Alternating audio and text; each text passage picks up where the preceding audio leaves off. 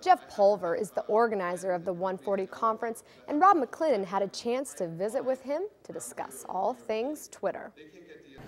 So Jeff, when you first started the 140 Character Conference in New York City, did you think that you'd find yourself in the middle of America?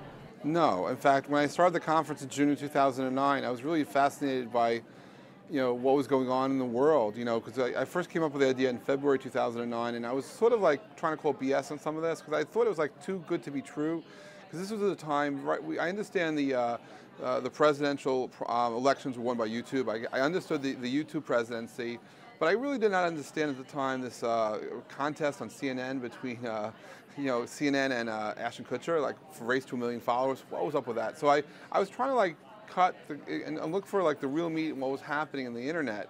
And then I discovered everything had changed. And I had discovered that it wasn't so much Facebook or Twitter, but people had started adopting to what I call, started using and leveraging what I call the state of now. And when I look at the internet's history from the time it became commercial in '93 until, let's say, 2006, it was mostly a platform where people went to ask questions. Then with the advent of things like Facebook status updates, and specifically Twitter, it became a place where someone makes a statement, and if you make a statement, and she makes a statement, and they make a statement, it piles on, and all of a sudden, someone who never had a voice has a big voice. And that has created an opportunity for people that we've never heard about to affect change in a very big way. And it just so happened that the conference happened on the Tuesday after the Iranian elections. So the week before the conference in New York City, Twitter was on the cover of Time magazine.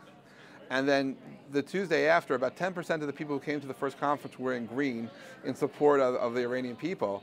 And it was a really interesting moment in time where people who did not know anyone else started coming together and expressing and affecting a change. And so I was very much trying to call BS on so much of this, and I realized, wait a second, you know what?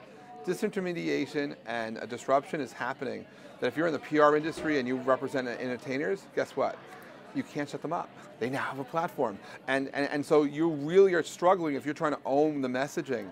And if you happen to be a brand, that was the first time I ever heard the term chief listening officer. Because until now, it's always been chief marketing officer where you're going out and putting out a message. Well, guess what? Because of this state of now, people have to listen. If you have a big enough company to have a chief marketing officer, if you don't have a chief listening officer, you're missing out. And so when I started out on that conference circuit, I started looking for media centers. I was looking for celebrities. I was looking for people who are in the media, people who make media, people who disrupt what's happening. I never thought that I'd end up in Hutchinson, Kansas. And so last year I did 4 cities. I did New York, London, Tel Aviv, and Los Angeles. And each of those cities had a different feel to it. In 2010, I've expanded it to a lot of other locations, but for the first time in 16 years of ever doing events, I'm in a small town. And Becky McRae, who's a friend of mine, pointed out that in America today there are 300 million people who live here, but only 65 million people live in the big town. That means everybody else lives in a small town. And so what she proposed to me on July 31st, I think that just as a tease, not as a business proposition, I should consider doing a 140 small town. I jumped on it. And something hit me and said, you know what, this makes sense. And that we're all people. The world became flat because in this real-time web that we're living in now, anyone and everyone can be a disruptive force. And so why not go to the places where everyone else is and provide a voice for them and check it out. And so I was very fortunate that in August I met some Aggie farmers who created Ag Chat, and who opened my eyes, and I realized that they explained to the conference and to me that 100 years ago 60% of Americans were in agriculture, and these days it's only 1.7%. And I realized I had to take that message for agriculture and bring it to the world. So one of the reasons why I said yes to coming here is to provide a platform for people that are in businesses I'm not that familiar with, and see how the real-time web affects their lives. And at the end of the day, it turns out we're all people. And that was the biggest takeaway I've had so far of these whole conferences, is serendipity and humanity. And what my conferences have become is a platform for people who have a story to share their story. For me, it's all about people, it's all about connecting, it's about being real. From an online business perspective, if you build a community, will the business model, will it come as well? It depends upon how you're trying to define the business model. I mean, my friend Yossi Vardy will joke and say that business models get in the way of everything. They do. What he'll argue about is actually revenue gets in the way, and he's right. You see, there's so many times when you start a company, if you're so focused on trying to have a business model, you forget about starting the business. You forget about the innovation you need to get to the aha that defines you differently from your competition.